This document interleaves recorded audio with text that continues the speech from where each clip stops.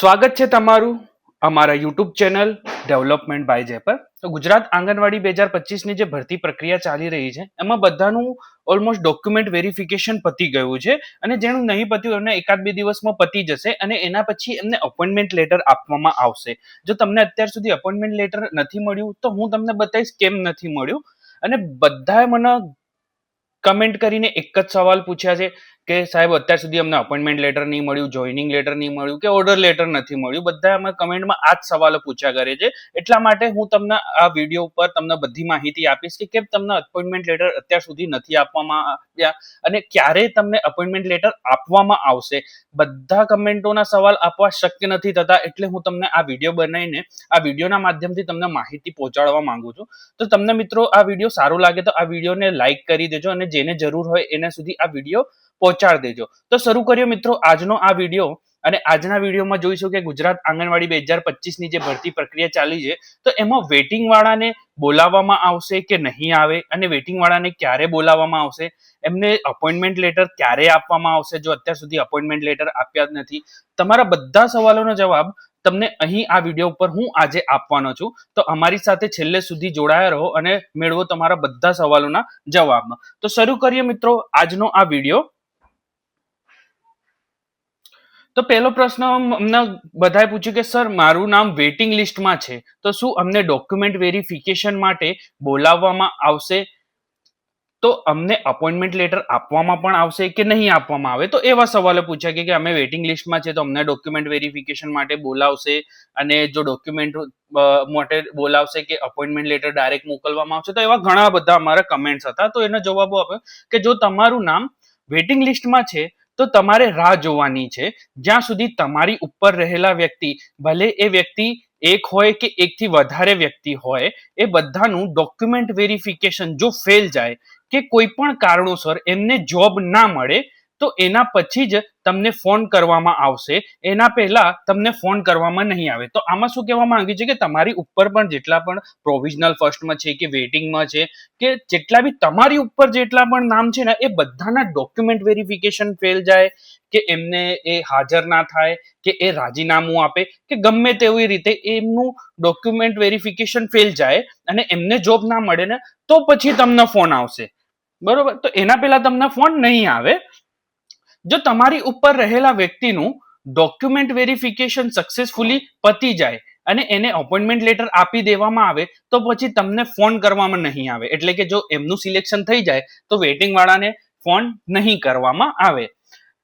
જો appointment letter આપી દીધા પછી બી તમારે છે ને 6 મહિના સુધી રાહ જોવાની છે. તમારે 6 મહિના સુધી કેમ રાહ જોવાની છે? કેમ કે જો 6 મહિનાની અંદર પેલા વ્યક્તિ જે વ્યક્તિનું સિલેક્શન થઈ ગયું છે એ વખતે જો કોઈ પણ કારણોસર જો પેલા વ્યક્તિ રાજીનામું આપે છે તો પછી તેમને ફોન કરવામાં આવશે નહીં, તમને ફોન કરવામાં આવશે. એને તો રાજીનામું આપી દીધું એટલે કે એમના પુરાવામાં લખેલા જ, એટલે કે જે એમનો પરિપત્ર સરકારે બહાર પાડ્યો છે એમાં શું લખ્યું છે કે તમારે 6 મહિના સુધી રાહ જોવાની છે વેઇટિંગ લિસ્ટ વાળાને.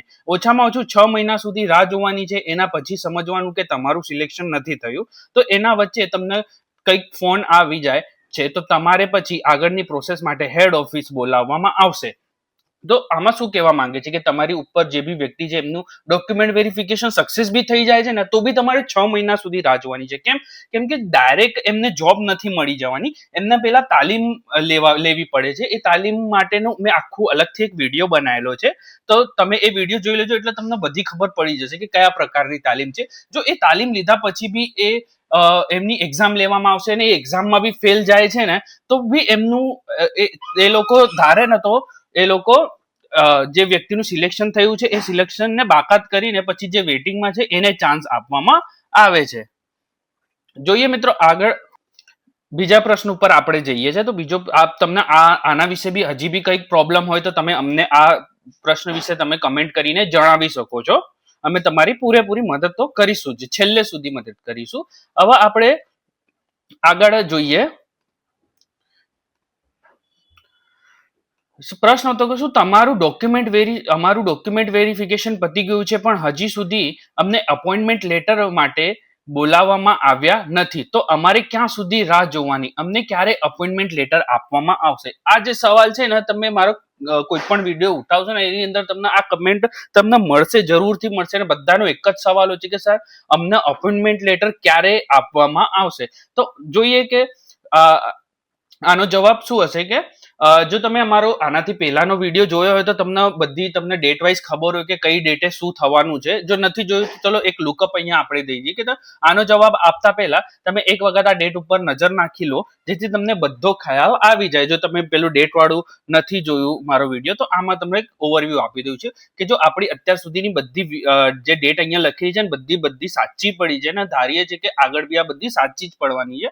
તો પેલા ઓનલાઈન અપીલની આપણે જોઈ છે કે જે 9 દિવસ આપ્યા હતા 20 તારીખથી લઈને 29 તારીખ સુધી. એના પછી અપીલ નિકાલ આવ્યો તો 30 થી 9 તારીખ સુધી, 9 દિવસમાં. પછી એના પછી પ્રમાણપત્ર ચકાસણી એટલે કે ડોક્યુમેન્ટ વેરિફિકેશનની પ્રક્રિયા શરૂ થઈ હતી, જે 10 થી 19 9 દિવસ એને ફાળવવામાં આવ્યા છે. એના પછી દિવાળીનું થોડીક રજાઓ પડી ગઈ હતી અને ડોક્યુમેન્ટ વેરિફિકેશન થોડુંક કામ બાકી રહી ગયું તો જે અત્યારે પૂરું કરવામાં આવે છે. તો હવે જોઈશું આપણે કે હાજર થવા માટે હાજર થવાનું અહીંયા તમારો પોઈન્ટ એ છે કે તમને અહીંયા લગભગ અપોઇન્ટમેન્ટ લેટર આપવામાં આવશે, તમને સમજાવવામાં આવશે કે તમારે ત્યાં શું કરવાનું છે. એના માટે હાજર તારીખ છે કે 20/10 થી લઈને તમારે 18/11 સુધીમાં હાજર થવાનું છે, જે તમારે 20 દિવસની ફાળવણી કરવામાં આવી છે. એટલે તમારે અત્યારે છે ને 18 તારીખ સુધી તો ઓછામાં ઓછી રાહ જોવાની છે. બરોબર, તો તમારે સમજવાનું છે કે 18 તારીખની આસપાસ જ તમને અપોઇન્ટમેન્ટ લેટર આપવામાં આવશે. અત્યારે આ પ્રક્રિયા ચાલી રહી છે, બધાને વારાફરતી એક પછી એક ફોન કરીને બોલાવવામાં આવે છે. જો ડોક્યુમેન્ટ વેરિફિકેશન બાકી હોય તો ત્યાં ફરીથી હાજર થવા માટે બોલાવે છે. તો તમારે 18 તારીખ માનીને ચાલવાની છે. જો કે આ ટેબલમાં બતાવ્યા અનુસાર જો આપણે જેટલી પણ પ્રોસેસ થઈ છે ને એ બધી સાચી પડી છે. એટલામાં બતાવ્યું છે કે તમારે 18 તારીખ સુધી રાહ જોવાની રહેશે. એટલે તમને 18 તારીખથી પહેલા કે 18 તારીખ પછી એટલે કે તમારે 18 તારીખની આસપાસની ગણતરી રાખવાની છે કે તમને અપોઇન્ટમેન્ટ લેટર આપવામાં આવશે. તો તમે ધારી લો એક 18 તારીખની ગણતરી પકડીને ચાલો કે 18 તારીખની પહેલા કે 18 તારીખની લગભગ મારા ખ્યાલથી તો 18 તારીખ પછી જ તમને અપોઇન્ટમેન્ટ લેટર આપવામાં આવશે. તો તમે આટલા મહિના સુધી રાહ જોઈ છે તો થોડી રાહ હજી જોઈ લો, તમને જરૂરથી બોલાવવામાં આવશે. જો તમારું ડોક્યુમેન્ટ વેરિફિકેશન પતી ગયું છે તો તમને જરૂરથી અપોઇન્ટમેન્ટ લેટર આપવામાં આવશે. તમે શાંતિપૂર્વક તેની રાહ જુઓ અને તમારે એના પછી પણ કંઈક પ્રશ્ન હોય તો તમે જ્યાં ડોક્યુમેન્ટ વેરિફિકેશન માટે ગયા હતા તે હેડ ઓફિસ ઉપર જઈને તમને આગળની તપાસ કરી શકો છો. ત્યાંથી બી તમને લગભગ આ જ જવાબ મળશે કે તમારે 18 તારીખ સુધી રાહ જોવાની છે. તો અમારા અમુક સબસ્ક્રાઈબર જે છે એ ગયા હતા હેડ ઓફિસ પર, તો એમણે પણ આ જ જવાબ આપ્યો છે કે તમારે 10 થી 18 તારીખની વચ્ચે બોલાવવામાં આવશે, એના પહેલા તમારે નહીં બોલાવવામાં આવે. તો તમારે બી કંઈક એવા પ્રશ્ન હોય જે તમને અહીંથી જવાબ ના મળતો હોય તો તમે હેડ ઓફિસ પર ડાયરેક્ટ જઈને બી તમે આ સવાલો કરી શકો છો. તમારી પૂરેપૂરી છૂટછાટ છે. જો એના પછી બી તમને કંઈક પ્રશ્ન હોય તો તમે અમને કમેન્ટ કરીને જરૂરથી જણાવજો, અમે તમારી પૂરેપૂરી મદદ કરવાની કોશિશ કરીશું. આગળ જોઈએ મિત્રો, તો આગળનો પ્રશ્ન શું છે કે સર અમારું ડોક્યુમેન્ટ વેરિફિકેશન પતી ગયું છે તો અમારે જોઈન ક્યારથી થવાનું છે. તો જોઈએ આપણે કે જો તમારું ડોક્યુમેન્ટ વેરિફિકેશન પતી ગયું હોય તો હવે તમને અપોઇન્ટમેન્ટ લેટર આપવામાં આવશે. જે મેં અત્યારે કીધું કે 18 તારીખે તમારે અપોઇન્ટમેન્ટ લેટર આપવામાં આવશે. એના પછી જો તમને અપોઇન્ટમેન્ટ લેટર પર તમારે ખાલી એટલું જ લખ્યું હશે કે તમારી કઈ આંગણવાડીમાં કાર્ય કરવાનું છે. તમારે જે મેં અત્યારે આના એક વિડીયો ઉપર બનાવ્યો છે કે તમારું અપોઇન્ટમેન્ટ લેટર કેવી રીતનું હશે, તમે એ વિડીયો નહીં જોયો હોય તો તમે એ વિડીયો જઈને બી જોઈ લો તો તમને ખબર પડશે કે અપોઇન્ટમેન્ટ લેટર શું હતું અને એમાં શું શું લખ્યું છે. તમે તરત જ આંગણવાડીમાં કામ નથી કરી શકતા. કેમ નથી કરી શકતા કે તમારે આંગણવાડીમાં કામ કરતાની પહેલા તમારે તાલીમ લેવાની છે. એના વિશે મેં અલગથી વિડીયો બનાવેલો છે. તમારે કઈ તાલીમ લેવાની છે એ વિશેની બધી માહિતી મેં એક વિડીયો પર બનાવેલું છું. આગામી 1-2 દિવસની અંદર હું તમને એ વિડીયો પોસ્ટ કરી દેવાનું છે. એનું કામ પતી ગયું છે. તો તમારે તાલીમમાં શું શું કરવાનું છે બધી માહિતી એ વિડીયોમાં આપેલી છે. બરોબર, તો તમારે ડાયરેક્ટ જોઈનિંગ તમારી નહીં થાય, તમારે પહેલા તાલીમ લેવામાં આવશે અને તાલીમ 1 વર્ષની અંદર ગમે તે રીતે પૂરી કરવાની હોય છે. જો 1 વર્ષની અંદર તમે તાલીમ ના કરો તો તમને બાકાત કરવામાં આવે. બરોબર, તો તમારે એ તાલીમ વિશેની આખી જે બી ઇન્ફોર્મેશન છે એ વિડીયો પર હું આપવાનો છું.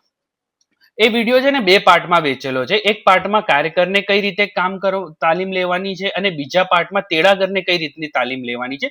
એ બધી માહિતી મેં ડિટેલ સાથે એ વિડીયોમાં બતાવેલી છે. તો તમારે એકાદ દિવસ રાહ જુઓ, તમને ખબર પડી જશે કે તમારે કઈ રીતની તાલીમ લેવાની છે અને તાલીમ લીધા પછી તમને ઓર્ડર આપવામાં આવશે કે તમારે કામ ક્યારથી શરૂ કરવાનું છે. એટલે તમે તાલીમ લઈ લેશો, તમારી તાલીમ સક્સેસફુલી જશે, એના પછી જ તમને ખબર પડશે કે અમારે કઈ રીતનું કામ કરવાનું છે, ક્યારેથી જોઈન કરવાનું છે, બધી તમને માહિતી તાલીમમાં બી આપવામાં આવશે. તો તમે અમારા પેલા વિડીયોની રાહ જુઓ અને મારા યુટ્યુબ ચેનલ ઉપર તમે જો નવા હો તો અમારી યુટ્યુબ ચેનલને સબસ્ક્રાઇબ કરીને રાખજો, જેથી હું જ્યારે પણ એ વિડીયો અપલોડ કરું તો એની નોટિફિકેશન તમારા સુધી પહોંચી શકે.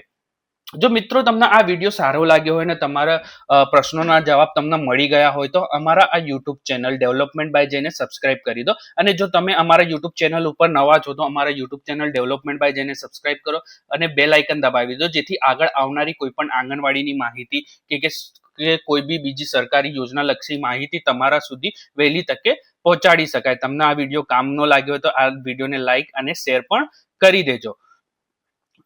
છેલ્લે સુધી અમારા સાથે બના રહ્યા બદલ તમારો ખૂબ ખૂબ આભાર.